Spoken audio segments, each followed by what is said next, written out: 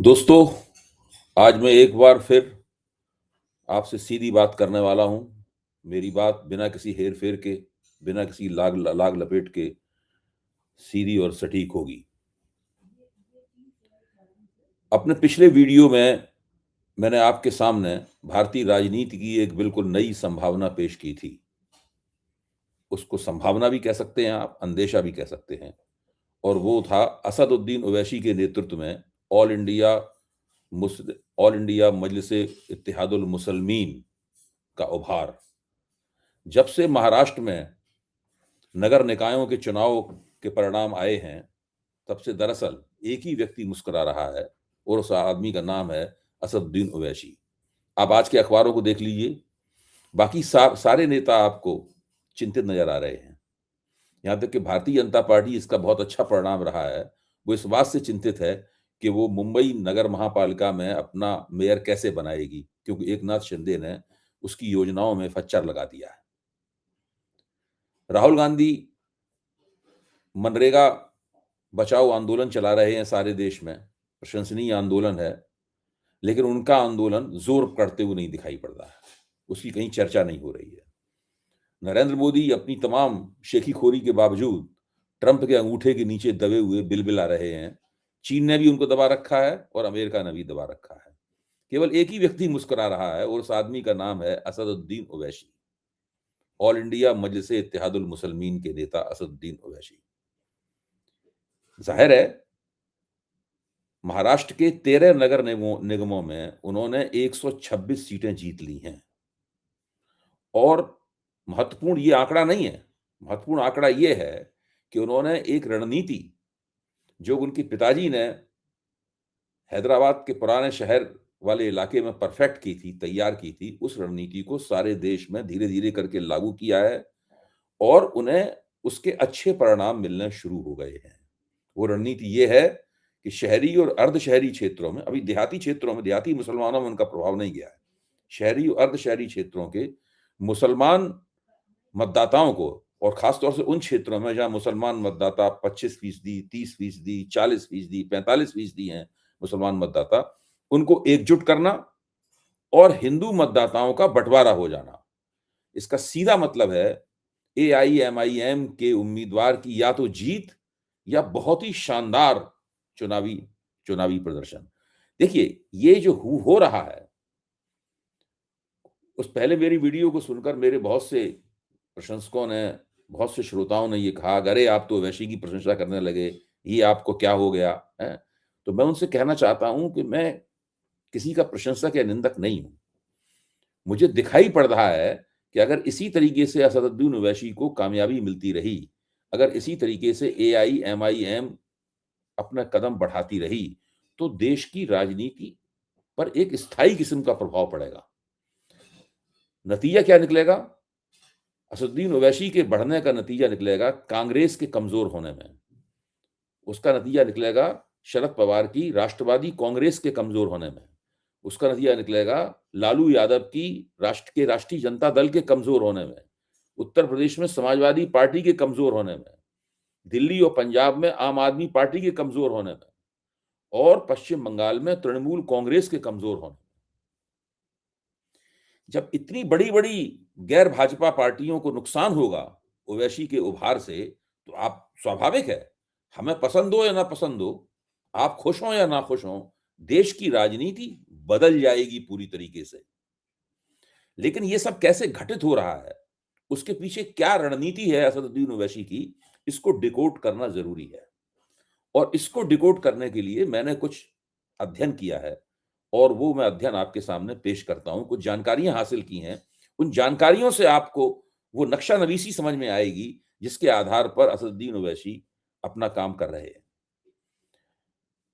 देखिए, ओवैसी की रणनीति की तरफ मेरा ध्यान महाराष्ट्र के चुनाव से पहले ही चला गया था और वो तब गया था, जबकि ऑपरेशन सिंदूर के बाद में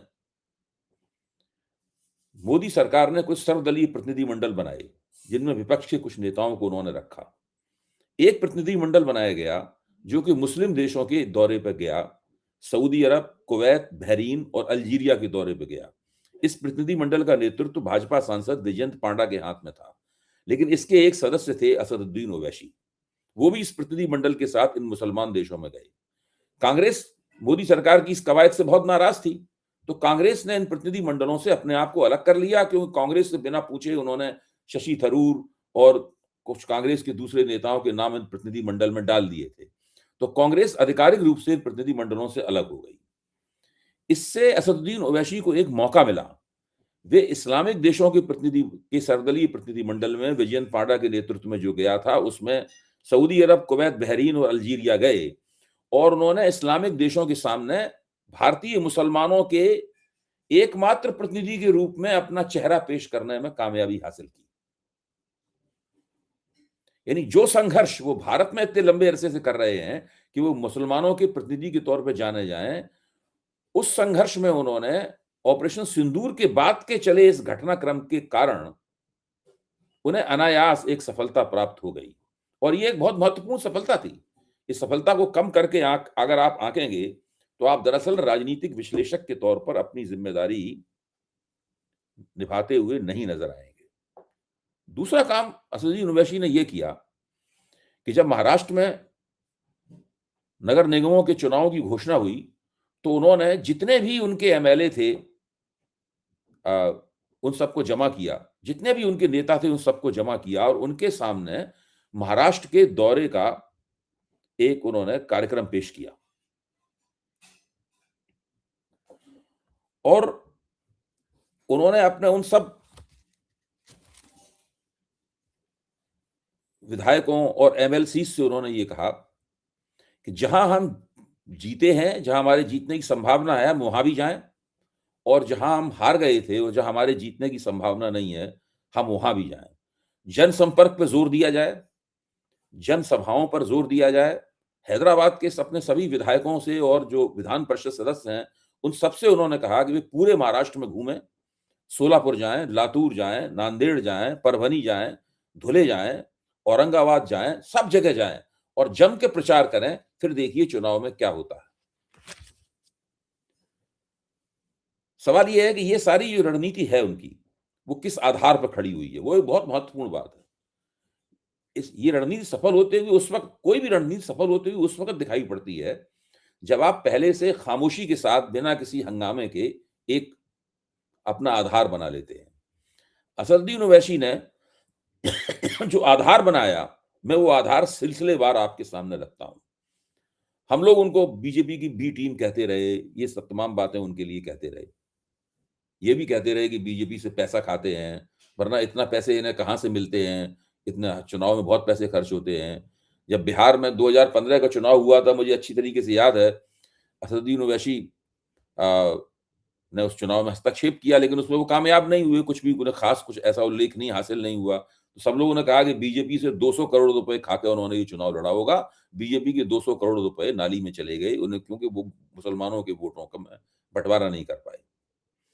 अब ये बात नहीं कही जाती। अब उसके बाद सीमांचल के चुनाव में उन्होंने कामयाबी हासिल की, एक नहीं 2-2 चुनावों में कामयाबी हासिल की। इस वक्त भी उनके बिहार में 5 विधायक हैं, लेकिन अब ये बात उतनी जोर शोर से नहीं कही जाती जिस जोर शोर से 2015 के चुनाव में कही गई थी। बहरहाल, अब मैं आपके सामने सिलसिलेवार बताता हूं कि असदुद्दीन ओवैसी कौन सी जमीन पर खड़े हुए हैं, जिसके जरिए वो राष्ट्रीय राजनीति पर को प्रभावित करना उन्होंने शुरू कर दिया है। उनका प्रभाव अब हमें दिखने लगा है, हम उसकी तरफ से अपनी आंखें बंद नहीं कर सकते।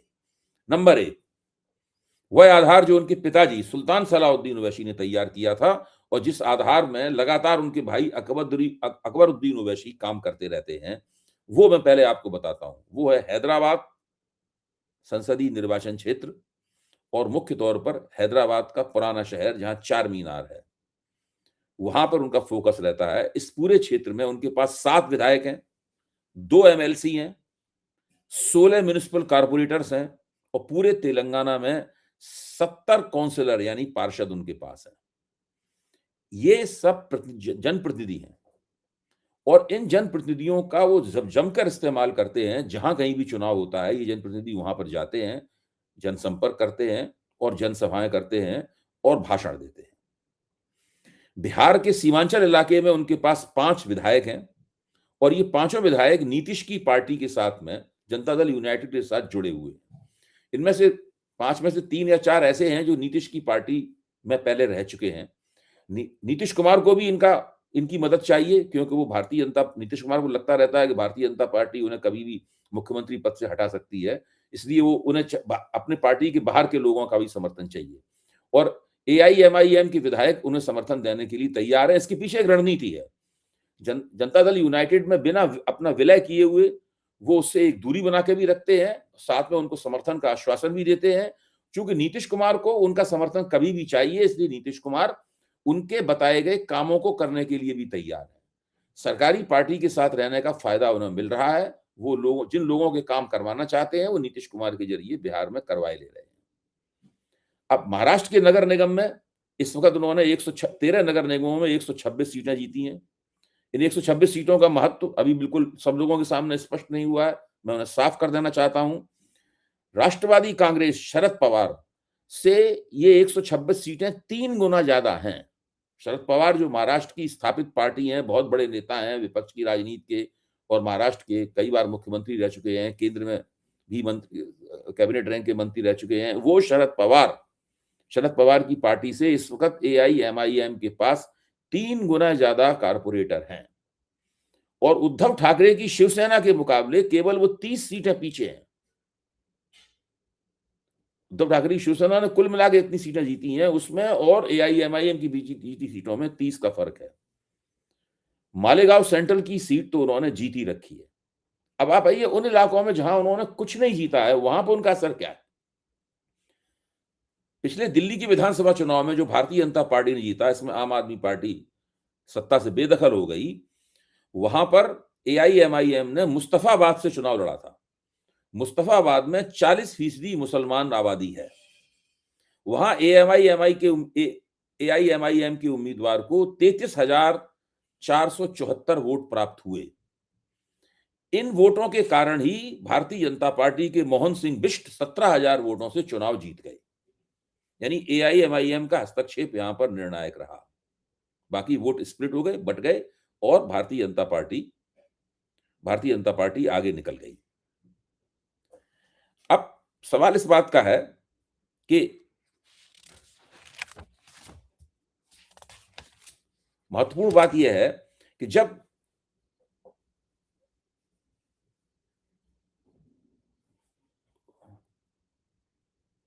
असदुद्दीन ओवैसी के ऊपर आरोप लगता है कि वो भारतीय जनता पार्टी की बी टीम है, जो कि लगातार आरोप लगता रहता है, तो वो एक तर्क देते हैं। वो तर्क देते हैं कि जिन प्रदेशों में 3-3 चुनावों से 15-15, 20-20 साल से भारतीय जनता पार्टी लगातार इन तथाकथित सेकुलर पार्टियों को हरा रही है, कांग्रेस को हरा रही है, तो क्या मेरे कारण हरा रही है? वो एक और दिलचस्प दलील देते हैं, दिलचस्प तथ्य पेश करते हैं। वो कहते हैं कि जहां मेरे उम्मीदवार जीतते हुए नजर आते हैं, वहां उनको हराने के लिए भारतीय जनता पार्टी और कांग्रेस एक हो जाते हैं स्थानीय स्तर पर। उदाहरण देते हैं कि उनके उम्मीदवार इम्तियाज जलील, जो कि महाराष्ट्र में एआईएमआईएम के महत्वपूर्ण नेता हैं, एक बार एमपी का चुनाव भी जीत चुके हैं, एक बार एमएलए का चुनाव भी जीत चुके हैं, उनको हराने के लिए भाजपा और कांग्रेस एकजुट हो गए। इसके बावजूद भी इम्तियाज जलील सैयद को 3 लाख से ज्यादा वोट मिले, और केवल वो 2,161 वोटों से चुनाव हारे। ये बड़ा उनके लिए उनके पास एक बड़ा दिलचस्प उदाहरण है। वो बताते हैं कि हमारे उम्मीदवारों को हराने के लिए भाजपा और कांग्रेस भी एकजुट हो जाते हैं। अब आइए उत्तर प्रदेश के ऊपर। उत्तर प्रदेश में पिछले चुनाव में एआईएमआईएम चुनिंदा सीटों पर लड़ी। उसने बड़ी कुशलतापूर्वक अपने निर्वाचन क्षेत्र चुने। बिजनौर और मुरादाबाद समेत 7 क्षेत्रों में भारतीय जनता पार्टी की जीत के अंतर से ज्यादा वोट एआईएमआईएम के उम्मीदवारों को मिले। दिल्ली के मुस्तफाबाद चुनाव में और उत्तर प्रदेश के उन चुनावों के नतीजों को देखकर साफ लगता है कि जहां पर एआईएमआई चुनाव नहीं जीतती, वहां भी उसका हस्तक्षेप चुनावी नतीजों को निर्णायक तौर पर प्रभावित करता है। यानी इस तरह से पूरा देश एआईएमआईएम की रणनीति के लिहाज से 3 हिस्सों में बंट जाता है। एक वो हिस्सा जहां पर उनका प्रभाव नहीं है, जैसे कि खासतौर से वो ग्रामीण इलाके जहां पर मुसलमान हैं, लेकिन वो लोग एआईएमआईएम के प्रभाव में नहीं है, एआईएम की शक्तियां नहीं है, सक्रिय नहीं है। दूसरा वो इलाका जहां वो चुनाव लड़कर जीतने की स्थिति में आ सकते हैं, और वो इलाका होता है शहरी और अर्धशहरी इलाका। और तीसरा वो इलाका जहां वो हस्तक्षेप करते हैं और उनकी वजह से चुनाव का फैसला होता है, हार या जीत का फैसला होता है। तो जो पार्टी इन तीन तीन तरह से चुनाव को प्रभावित करने की कोशिश कर रही है, उसकी समीक्षा, उसके प्रभाव की समीक्षा केवल ये कह के नहीं की जा सकती कि वो बीजेपी की बी टीम है। दोस्तों, ये पूरी दलील कि एआईएमआईएम और असदुद्दीन ओवैसी भारतीय जनता पार्टी की बी टीम है, उनसे पैसे खाकर चुनाव लड़ते हैं, इस दलील को अब हमें छोड़ देना चाहिए। हर पार्टी अपने-अपने तरीके से चुनाव लड़ने के लिए पैसों की जुगाड़ करती है। किस पार्टी के पैसे कहाँ से आते हैं, इसका कोई प्रमाण उपलब्ध नहीं है। सिवाय इसके जब कॉर्पोरेट चंदा मिलता है और उसके खातों में पैसे जाते हैं, उसके अलावा हमारे पास कोई और प्रमाण उपलब्ध नहीं है। हम लोगों को देखना ये चाहिए कि किस पार्टी की रणनीति कितनी बहुमुखी है और किस तरह से वो अपना कदम बढ़ा रही है। खासतौर से नई पार्टियां, जो नई नई राजनीतिक शक्तियां होती हैं, उनका जब उभार होता है तो वो मौजूदा राजनीतिक शक्तियों की कीमत पर उनका उभार होता है। देखिए, सीमांचल में और बिहार के अन्य इलाकों में निकट भविष्य में और दूरगामी भविष्य में एआईएमआईएम राष्ट्रीय जनता दल के पर लगातार कतरती रहेगी। ये 2 चुनावों में उसने साबित कर दिया है। समाजवादी पार्टी को भी सतर्क हो जाना चाहिए। उत्तर प्रदेश में भी जहां-जहां एआईएमआईएम हस्तक्षेप करेगी, वहां-वहां समाजवादी पार्टी को निश्चित रूप से नुकसान होगा। कांग्रेस तो सारे देश में एआईएमआईएम की वजह से दिक्कत में फंसने वाली है। आम आदमी पार्टी दिल्ली में जो अगला विधानसभा चुनाव होगा, पंजाब में तो इतने मुसलमान वोट है नहीं, इसलिए उनको वहां तो हम कुछ कह नहीं सकते। दिल्ली में जब विधानसभा चुनाव होगा, तो मुस्तफाबाद पैटर्न के ऊपर कई जगह पर एआईएमआईएम को नुकसान होने का अंदेशा है। अब एक ऐसी पार्टी है जो ओवैसी के तमाम कोशिशों के बावजूद आज तक उनकी वजह से उसे नुकसान नहीं हुआ है, वो है ममता बनर्जी की तृणमूल कांग्रेस। अभी तक बंगाल के चुनावों ने ओवैसी की बात नहीं सुनी है, लेकिन इससे इनकार नहीं किया जा सकता कि वो भविष्य में भी नहीं सुनेगी। बंगाल के अगले चुनाव में नए सिरे से असदुद्दीन ओवैसी हस्तक्षेप करेंगे। पूरे बंगाल में न सही, हो सकता है कुछ इलाकों में उनकी बात वहां के मुसलमान वोटर सुने, और अगर उनके मुसलमान वोटर कुछ इलाकों में उनकी बात सुनेंगे तो ममता बनर्जी को इससे दिक्कत होगी। अब गैर भाजपा पार्टियों को असदुद्दीन ओवैसी की राजनीति से दिक्कत ना हो, नुकसान ना हो, इसका एक सीधा सा तरीका है। वो तरीका ये है कि वो भाजपा के खिलाफ जो गठजोड़ बनाते हैं, उसमें उनको शामिल कर लें। ओवैसी लगातार कोशिश करते रहते हैं उस गठजोड़ में शामिल करने की। मैंने पिछली वीडियो में भी आपसे कहा था। इस बार उन्होंने बिहार में भी कोशिश की थी। उनकी तेजस्वी के साथ में कुछ बातचीत भी वगैरह चली थी इस बात को लेकर। कुछ बैक चैनल बातचीत भी चली होगी, आमने-सामने भी पता नहीं मुझे बातचीत हुई कि नहीं हुई, लेकिन कुछ ज़रूर इस बात की चर्चा हुई। ओवैसी तेजस्वी ने मना कर दिया कि भाई हम आपके साथ मिलके चुनाव नहीं लड़ेंगे। बात खत्म हो गई और उसका खामियाजा महागठबंधन की राजनीति को उठाना पड़ा। लेकिन अगर आप महागठबंधन के और इंडिया गठबंधन के सूत्रों से बात करें, तो वो लोग कहते हैं कि भाई इसका हमें तुरंत नुकसान हो सकता है, लेकिन इनके साथ अगर हम समझौता कर लेंगे तो दूरगामी दृष्टि से हमें बहुत नुकसान होगा। और वो नुकसान ये होगा कि ये धीरे-धीरे भारतीय मुसलमानों के प्रतिनिधि बनते चले जाएंगे और फिर मुसलमानों के वोट जो तथाकथित सेक्युलर पार्टियां हैं, यानी जो गैर भाजपा पार्टियां हैं, उनके हाथ से निकलकर इनके ध्रुव पर जमा होते चले जाएंगे। ये एक प्रवृत्ति पैदा हो जाएगी। अभी ये प्रवृत्ति केवल शहरी और अर्धशहरी क्षेत्रों में है। अब जैसे ही ये ग्रामीण क्षेत्रों में पहुंची, उसके बाद में असदुद्दीन ओवैसी देश में मुसलमानों के एक छत्र नेता हो जाएंगे और ये गैर भाजपा राजनीति को हमेशा हमेशा के लिए ये बदल देगी। इस विश्लेषण के बाद मुझे ये कहने में बिल्कुल संकोच नहीं है कि असदुद्दीन ओवैसी के उभार से जो सामाजिक राजनीतिक गठजोड़ सबसे ज्यादा खतरे में है और जिससे पूरे उत्तर भारत की राजनीति बदल सकती है, वो है मुस्लिम यादव गठजोड़।